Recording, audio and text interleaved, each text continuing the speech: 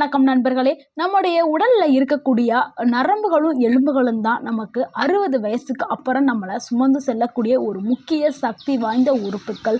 அதுவும் வயசு கூடும்போது பலருக்கும் கால்வலி, நரம்பு தளர்ச்சி, நடக்க முடியாமல் சிரமம் ஏற்படுது, அடிக்கடி தளர்ச்சி வருது, இந்த மாதிரியான பிரச்சனைகள் ஏற்படுது. இதுக்கான காரணம் என்னென்னா, சரியான அளவில் நம்ம உணவு பழக்கத்தை எடுக்காது தான் ஒரு காரணம். ஸோ இதுக்கான தீர்வுகளையும் இதுக்காக செய்யக்கூடிய உடற்பயிற்சிகளும் இந்த பிரச்சனையை எப்படி சரி பண்ணணுங்கிறதையும் தான் இந்த வீடியோவில் நம்ம பார்க்க போகிறோம். ஸோ நரம்புகளை பலப்படுத்தக்கூடிய 10 முக்கிய உணவுகளை தான் இந்த வீடியோவில் பார்க்க போகிறோம்.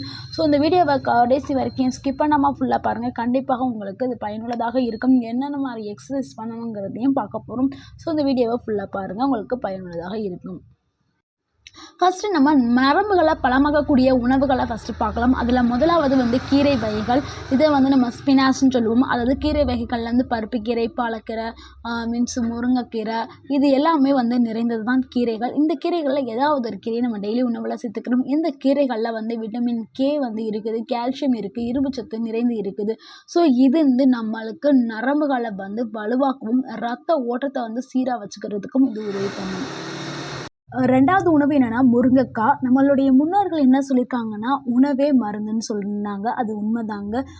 முருங்கைக்காய் ஒரு மருந்து மாதிரி தான் நம்மளுக்கு செயல்படுது. ஏன்னா முருங்கைக்காயில் அதிக அளவில் கால்சியமும் பாஸ்பரஸும் நிறைந்திருக்கு. ஸோ எலும்புகளையும் நரம்புகளையும் உறுதியாக்குறதுக்கு இந்த முருங்கைக்காய் பயனுள்ளதாக இருக்குது. மூன்றாவது உணவு வெந்தயம். இதுவும் வயதானவர்களுக்கு ஒரு சிறந்த ஒரு சூப்பர் உணவு. இதில் மெக்னீஷியம், ஃபைபர் அதிக அளவில் இருக்குது. அதாவது நார்ச்சத்துக்கள் அதிக அளவில் இருக்குது. ஸோ அவங்களுக்கு செரிமானம் வேகமாகவே, அவங்க சாப்பிடக்கூடிய உணவுகள் வேகமாகவே செரிமானம் ஆகும். நரம்புகளை அதாவது நரம்புகளை நல்லா ஸ்ட்ராங் ஆக்கிறதுக்கும் இந்த வெந்தயம் உதவி பண்ணும். ஸோ வெந்தயத்தை அவங்க ஊற வச்சு சாப்பிடலாம். அலர்ஜி எல்லாமே அவங்களுக்கு வரக்கூடிய அலர்ஜியும் சரியாகும். அடுத்த சூப்பரான உணவு என்னென்னா கேரட். கேரட் எல்லாருக்கும் ஒரு பிடித்தமான உணவு. இதில் விட்டமின் ஏ அதிக அளவில் இருக்குது. இது எல்லாருக்கும் தெரிந்த ஒரு உணவு தான். இதில் ஆன்டி ஆக்சிடென்ட் அதிக அளவில் இருக்குது. அதே மாதிரி இது நரம்புக்கு தேவையான சத்துக்களை இந்த கேரட் கொடுக்குது. அதனால் நரம்பு சுருக்கத்தெல்லாம் சீராக்கி, அதாவது நரம்பு தளர்ச்சி இது எல்லாத்தையும் தடுக்குது. ஸோ இந்த கேரட் நம்ம சாப்பிடும் பொழுது நரம்பு தளர்ச்சி வர்றது கம்மியாகும். ஐந்தாவது உணவு என்னென்னா பருப்பு வகைகள் மற்றும் கடலை வகைகள். இதில் புரதம் அதிக அளவில் இருக்குது பருப்பு வகைகளில். அதே மாதிரி பி காம்ப்ளெக்ஸ் விட்டமின் அதிக அளவில் இருக்குது. ஸோ இது ரொம்ப முக்கியமானது. அதாவது சைவம் சாப்பிட்றவங்களுக்கு ப்ரோட்டீன்ஸ் ரொம்ப தேவை. அது இந்த பருப்பு வகைகளில் இருக்குது. ஸோ இதை நம்ம சாப்பிடும் பொழுது நம்மளுடைய நரம்புகள் ஸ்ட்ராங்காகும். நரம்பு சுருக்கத்திற்கு தேவையான ஏடிபி எனர்ஜி இது எல்லாத்துக்குமே தேவைப்படும். ஸோ நரம்பு நல்ல வலிமை பெறதுக்கு இந்த உணவுகள் உதவும். ஸோ இந்த உணவுகளை நம்ம கட்டாயமாக எடுத்துக்கிறணும். அடுத்து ஒரு சூப்பரான உணவு என்னென்னா வாழைப்பழம். வாழைப்பழம் எல்லாருக்கும் ஒரு பிடித்தமான உணவு. இதில் பொட்டாசியமும் மெக்னீஷியமும் அதிக அளவில் இருக்குது. ஸோ நரம்பு வலி இது எல்லாத்தையுமே கம்மி பண்ணக்கூடியது. நரம்புகளை வலிமை செய்யக்கூடிய ஒரு உணவுனா அது வாழைப்பழம். இதை நம்ம தொடர்ந்து சாப்பிட்டுட்டே இருக்கும் பொழுது நம்மளுடைய நரம்பு வலிகள் பிரச்சனை சரியாகும். சில பேருக்கெல்லாம் நரம்புகளில் சத்து இல்லாமல் திடீர்னு வலிப்பு மாதிரிலாம் ஏற்படும். அந்த வலிப்புலாம் வர்றதுக்கு காரணம் என்னென்னா, இந்த பொட்டாசியம், மெக்னீஷியம் சத்து குறைபாட்டினால தான் அவங்களுக்கு வலிப்பு வருது. ஸோ அவங்க டெய்லி ஒரு வாழைப்பழம் மதியானம் சாப்பாட்டுக்கு அப்புறமோ இல்லை காலையிலையோ இல்லை மாலையிலையோ ஒரு வாழைப்பழம் சாப்பிட்டுட்டு வந்தோம்னா, அந்த வாழைப்பழத்தில் உள்ள சத்து நம்மளுக்கு இந்த வலிப்பு வராமல் நம்மளை காப்பாற்றும். நரம்பு வலி இல்லாமல் நம்மளை காப்பாற்றும். அடுத்து 7வது உணவு என்னென்னா பாதாம், வால்நட்டுங்க. பாதாம், வால்நட்டு ரெண்டுலேயுமே நல்ல கொழுப்புகள் இருக்குது. அதாவது இந்த நல்ல கொழுப்புகள் என்ன பண்ணுமா, நம்ம உடம்புல இருக்கக்கூடிய கெட்ட கொழுப்புகளை கரைக்க உதவி பண்ணும். இந்த நல்ல கொழுப்புகளில் இந்த இதில் ஒமேகா 3 ஃபேட்டி ஆசிட்னு சொல்லக்கூடிய அந்த அமிலம் ப்ளஸ் விட்டமின் ஈயும் இந்த வால்நட்லேயும் பாதாம்லேயும் இருக்குது. ஸோ ஒரு நாளைக்கு ஒரு 2 பாதாம் இல்லை 3 பாதாம்ங்கிறது நம்ம சாப்பிட்டாலே போதும். நம்மளுடைய நரம்பு நல்லா ஸ்ட்ராங்காக, நரம்புகளுடைய நெகிழ்வு தன்மையும் அதிகரிக்க செய்யும். அதாவது நரம்புகள் ஃப்ளெக்சிபிளாக இருக்கிறதுக்கு இந்த உணவுகள் உதவி செய்யும். ஸோ இந்த உணவுகளை நமக்கு எடுத்துக்கிறது ரொம்ப நல்லது. அடுத்த ஒரு சூப்பரான உணவு என்னென்னா எள்ளு தாங்க. எள்ளில் வந்து அதுவும் கருப்பு எள்ளில் கால்சியம் அதிகமாக இருக்குது. ஸோ கால்சியம் அதிகமாக இருக்கிறதுனால நம்மளுடைய எலும்புகளும் நரம்புகளும் வந்து நல்லா பலப்படுத்தக்கூடும். ஸோ எள்ளை வந்து நம்ம உணவில் சேர்க்கணும். முக்கியமாக குழந்தைகள், அதாவது வளரும் குழந்தைகள், அதாவது 2 வயசு 1.5 வயசு இருக்க குழந்தைகளுக்கெல்லாம் டெய்லி ஒரு எள்ளுருண்டை கொடுங்க. அப்போ தான் அவங்களுடைய நரம்புகள் வந்து நல்லா ஸ்ட்ரென்த் ஆகும். வளரும் பிள்ளைங்களுக்கு கொடுங்க. வயதானவர்கள் இதை நீங்கள் சாப்பிடும் பொழுது நீங்கள் நல்லா நடக்க ஆரம்பிப்பீங்க. கம்பு ஊண்டி நடக்கிற நீங்கள் ரெகுலராக இந்த எள்ளுருண்டையை நீங்கள் சாப்பிட்டுட்டு வந்தீங்கன்னா நீங்கள் கம்பு இல்லாமல் தன்னால் நடக்க ஆரம்பிப்பீங்க. அந்த அளவுக்கு வந்து நம்மளுடைய எலும்புகளையும் நரம்புகளையும் பலப்படுத்தக்கூடிய சக்தி இந்த எள்ளுக்கு இருக்குது. அதனால் நீங்கள் அடிக்கடி வந்து வாரத்துக்கு ஒரு 2 முறையாவது எள்ளு சட்னி எடுத்து சாப்பிடுங்க. எள்ளு உருண்டையாக சாப்பிடுங்க. ரொம்ப நல்லது. 9வது உணவு என்னென்னா பால் மற்றும் தயிருங்க. பாலில் வந்து கால்சியமும் ப்ரோபயாட்டிக்ஸும் அதிகமாக இருக்குது. அதாவது தயிரில் வந்து ப்ரோபயாட்டிக்ஸ் வந்து அதிகமாக இருக்குது. ஸோ நம்ம சாப்பிடக்கூடிய உணவை வந்து உடனே செரிக்கிற தன்மை தயிருக்கு இருக்குது. ஸோ அதனால தான் நம்ம ஏதாவது ஹெவியாக சாப்பிட்டோம்னா அதுக்கப்புறம் லாஸ்ட்டாக கொஞ்சோண்டு தயிர் சாப்பிடணும்னு சொல்கிறாங்க. அப்படி சாப்பிடும் பொழுது நம்ம வயதானவர்களுக்கு வந்து செரிமானத்தில் பிரச்சனை இருக்கும். வேகமாகவே செரிக்கவே செய்யாது. எது சாப்பிட்டாலும் உடனே செரிக்காது. ஸோ நம்ம தயிரை உணவில் நம்ம எடுத்துக்கிற பொழுது நம்ம சாப்பிடக்கூடிய உணவு வேகமாக செரிக்கும். நம்மளுடைய எலும்புகளும் நரம்புகளும் பலமாக கிடைக்கும். எலும்புகளுக்கு நல்ல ஹெல்த்துக்கான ஊட்டச்சத்து வந்து பால், தயிர் 2லேயுமே இருக்குது. ஸோ 2யுமே நம்ம எடுத்துக்கிடலாம். 10வது உணவு என்னென்னா இஞ்சி மற்றும் மஞ்சள்ங்க. இஞ்சி வந்து ஒரு ஆன்டி இன்ஃப்ளமேட்ரி ஃபுட்டு. ஸோ வந்து இஞ்சியை நம்ம கண்டிப்பாக உணவில் சேர்த்துக்கிறணும்.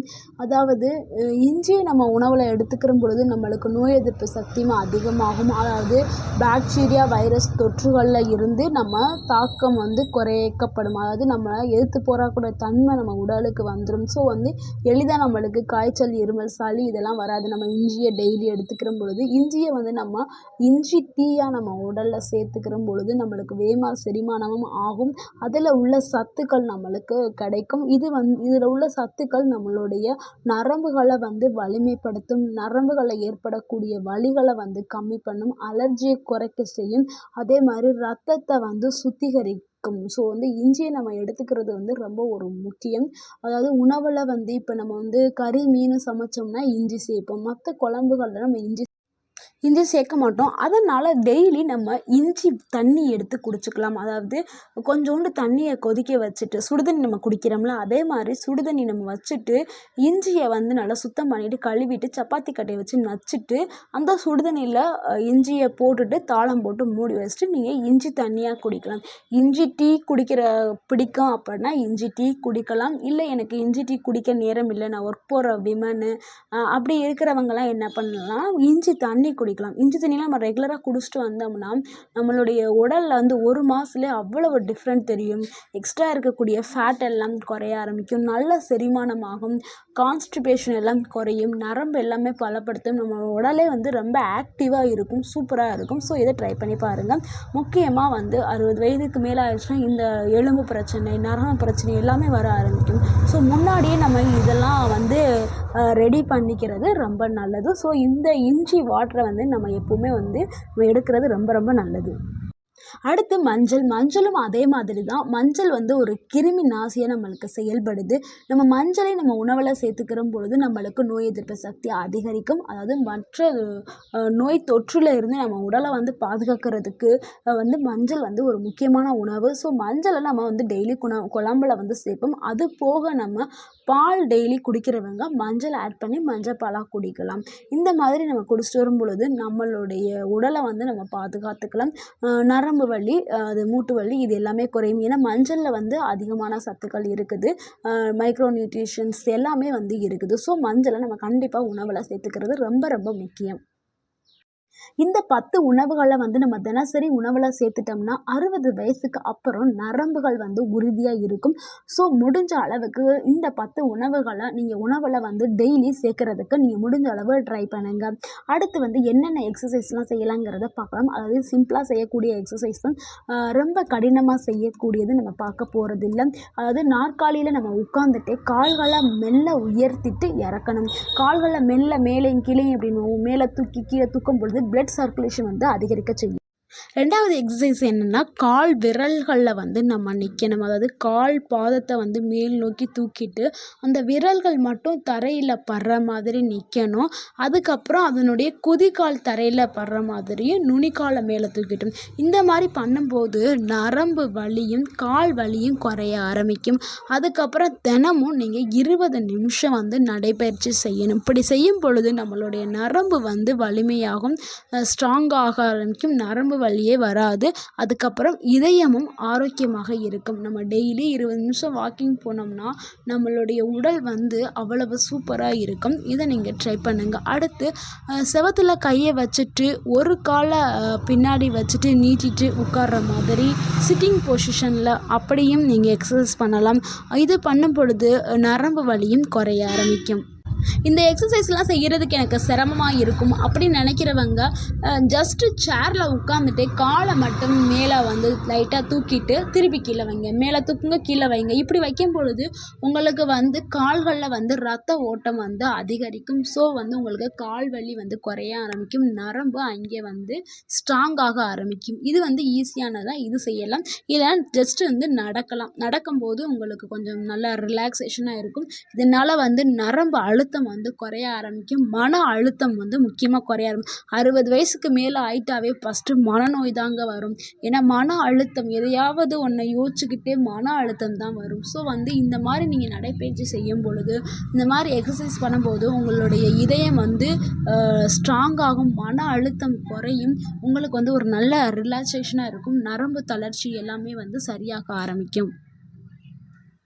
நண்பர்கள், இன்றைக்கி நம்ம பார்த்தது நரம்புகளை வலுவாக்கக்கூடிய 10 உணவுகளும் மற்றும் 60 வயசுக்கு மேலே உள்ளவர்களுக்கு செய்யக்கூடிய எளிமையான எக்ஸசைஸையும் நம்ம பார்த்தோம். இதை தொடர்ந்து அவர்கள் செய்தாலும் இல்லை இந்த உணவுகளை சாப்பிட்டுட்டு வந்தால் கண்டிப்பாக கால் வலிகள் குறையும், உடல் எடையும் குறைய ஆரம்பிக்கும், நரம்புகள் வந்து பலமாகும், வாழ்க்கை வந்து ரொம்ப சுறுசுறுப்பாக இருக்க ஆரம்பிக்கும். இந்த வீடியோ உங்களுக்கு பிடிச்சிருந்துச்சுன்னா லைக் பண்ணுங்கள், ஷேர் பண்ணுங்கள், மறக்காமல் எங்கள் சேனலை சப்ஸ்கிரைப் பண்ணுங்கள்.